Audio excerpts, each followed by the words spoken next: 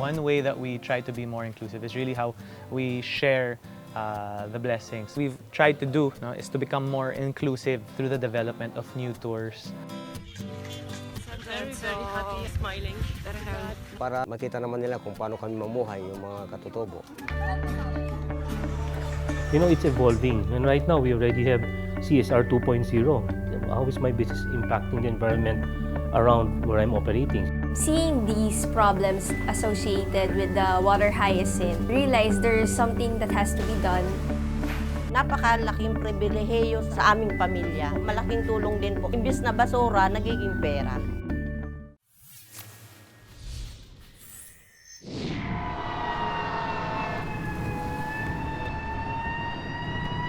June 15, 1991.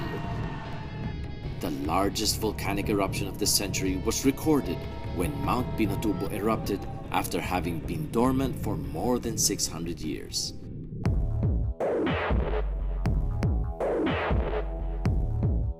The catastrophic event caused at least 10.1 billion worth of damages to crops, infrastructure, and personal property.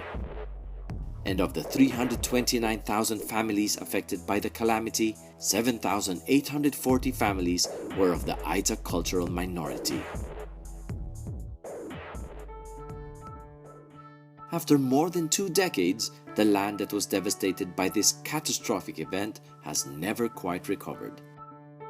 The barren landscape of Sitio Yangil in Zambales serves as a testament to the destruction caused by Mount Pinatubo. Nung kapuputok talaga ma'am ang Pinatubo, talaga hindi namin alam kung anong gagawin namin. Yun, wala na kami pwedeng pagtaniman, wala na kami pwedeng balikan na namin noon sa bundok. Pati yung mga bahay namin, pati hanap buhay po ma'am po.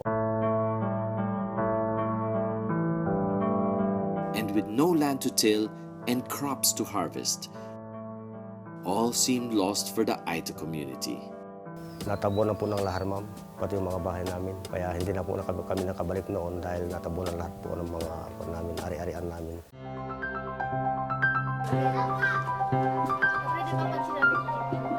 But hope came in a different form for the Aetas of Sitio Yangil.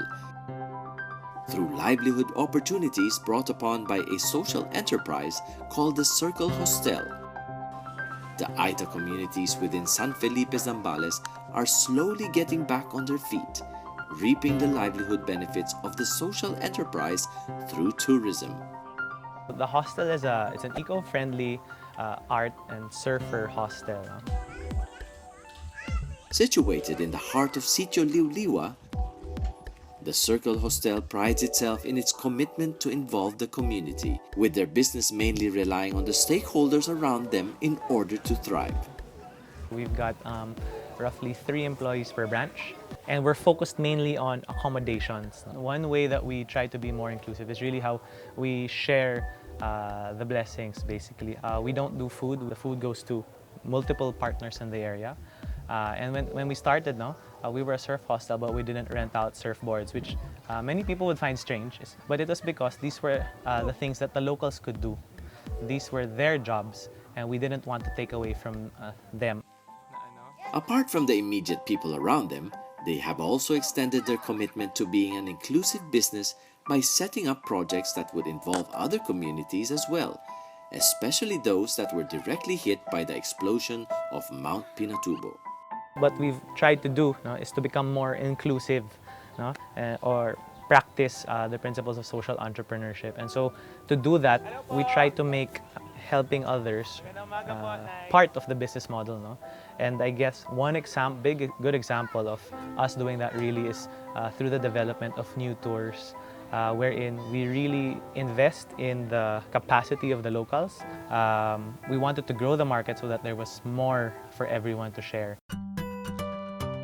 Social enterprise like Circle Hostel is just one of the business models in the Philippines that aims to give back to the community by practicing inclusive business. This particular business practice focuses on helping reduce poverty among low-income communities by including them in the company's value chain. By creating and imparting the value chain through sustainable programs, this in turn creates a positive difference that contributes to a thriving society that in turn improves their quality of life. para makita naman nila kung paano kami mamuhay, yung mga katutubo. Karamihan ng aking mga customers ay mga guest ng Circle Hostels, lalong-lalo na yung mga foreigners.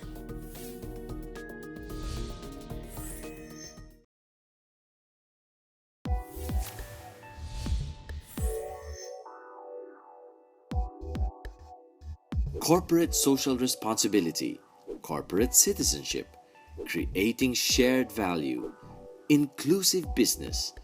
These are just a few of the concepts that are growing in popularity among many companies worldwide. And in the Philippines alone, over 80% of companies practice some form of social responsibility. The practice of inclusive business by the Circle Hostel has been very evident in its immediate community. Because the hostel focuses on accommodation, they recommend other businesses around them for services that they do not provide. The Aeta community tour, which started only late last year, involves an hour's worth of walk through a denuded river. Very happy. The travel going there is not easy, but just by this alone, tourists can really get an idea of how the locals get by.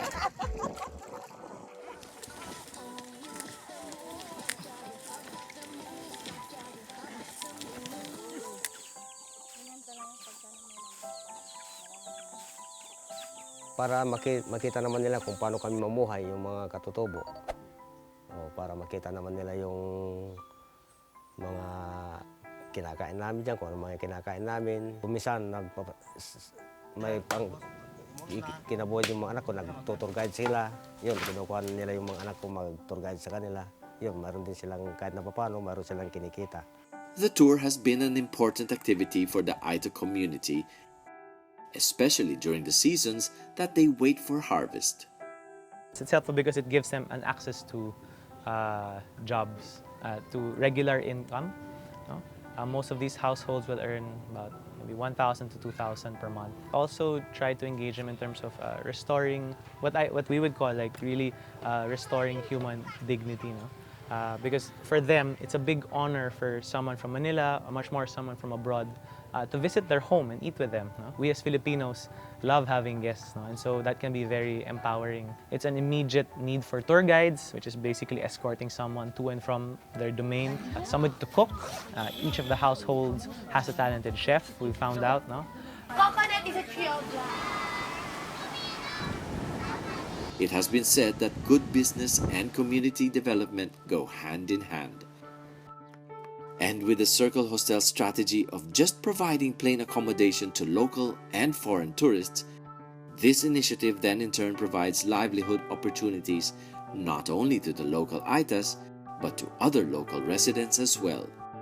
Like local business owner Phoebe Flauta. Nag-umpisa ako sa kainan lang talaga. Ang aking mga customer is mga surfers from Manila. Then, nag-additional ako ng surf shop, surfboard rentals, hanggang sa may sari-sari store na rin ako. Phoebe also earns a living and provides her employees sustainable income by offering surfing lessons to tourists, further maximizing the good relationship of the Circle Hostel's business strategy and the community and the environment. Karamihan ng aking mga customers ay mga guest ng Circle Hostels, lalong-lalo na yung mga foreigners. Ricky De Castro, Vice Chairperson of the League of Corporate Foundations, has also shared the same positive outlook about the emerging approach of businesses in social investment and responsibility. You know, it's evolving, and right now we already have CSR 2.0. Everyone who's affected by our business stakeholder management will be dealt with the company positively. Before, it's only shareholders. When you do business, you look at how is my business impacting the environment around where I'm operating. Well, it's already well enough to support. More than giving livelihood opportunities, part of the advocacy of the Circle Hostel is to educate the community about the environment in their own little way. We've also shared this paradigm of environmental protection to the locals now. So we do beach cleanups, and even the tour guides that we have now, we educate them on the cleaner it is, the more people will come. Training the community and building their capacity is important in an inclusive business model. These are assets that make the business and the community around it more sustainable. We wanted to grow the market so that there was more for everyone to share. We're all about community, and that's why our tagline is there are no strangers. In place of 5-star amenities, the Circle Hostel tries to present instead 5-star hospitality and 5-star cleanliness. When visitors come and guests come, we would like them to be very happy, but at the same time, we'd also want them to walk away inspired or empowered, no? Because when they visit communities or work with the locals that we help build up, no? And they hear the stories of the locals, the stories of resilience, no? And of solidarity, then people are very happy with it. No? Gusto ko matatag, magtagumpay yung circle habang buhay sana yan. Ay siyempre ma'am, marami na po kaming natatanggap na tulong sa amin sa kanila. The Aeta community in Zambales is just one of the many that are stricken by poverty. And the Circle Hostel is part of the growing number of enterprises that help improve their lives.